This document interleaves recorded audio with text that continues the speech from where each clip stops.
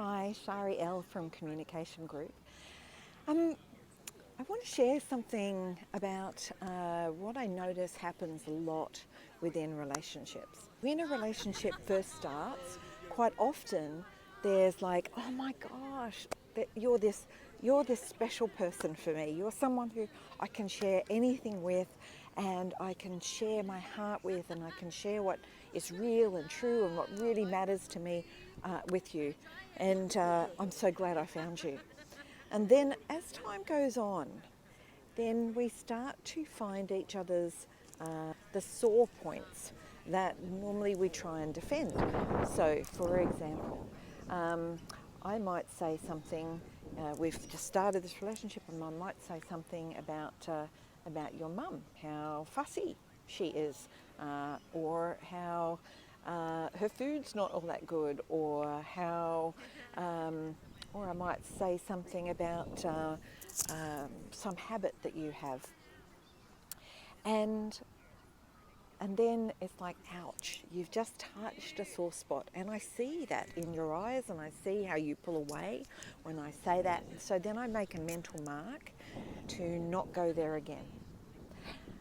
And that's fine, but when I make that choice, and of course I'm doing that with the intent of connection, I want to stay connected with you.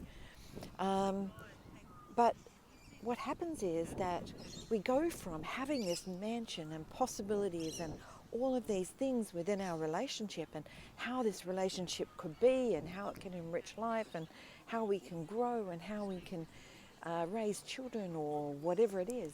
And then all of a sudden we start to close rooms.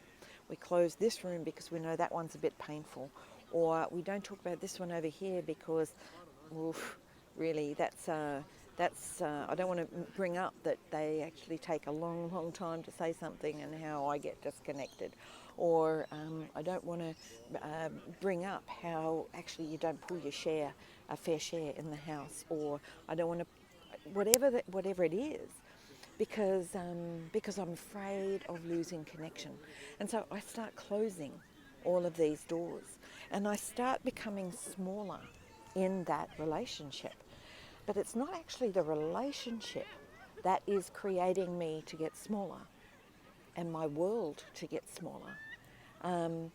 What it is the choices that I'm making to actually not have conversations about whatever these particular things are.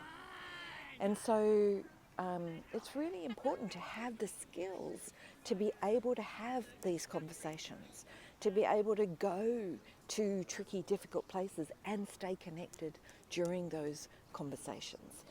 And of course, talking about it isn't the only way. We might laugh or joke, or laughingly say, "Hey, what happens when I bring that up? I'm curious." It doesn't have to be all deadly serious, but I think it's really, really important to not keep closing doors, but actually to keep seeing what can we do to open the windows, what can we do to have the conversations, lightheartedly or not, but what can we do to keep expanding who we are, because at the end of the day, if we keep contracting, we make choices to contract who we are, then actually it's not the relationship with the other person who's creating that, it's us. Yeah, I'd really encourage the openness and authenticity of opening windows and doors, and having those hard to have conversations. And of course, learning and expanding and growing in your NVC skills is a phenomenal way to do that. So take care.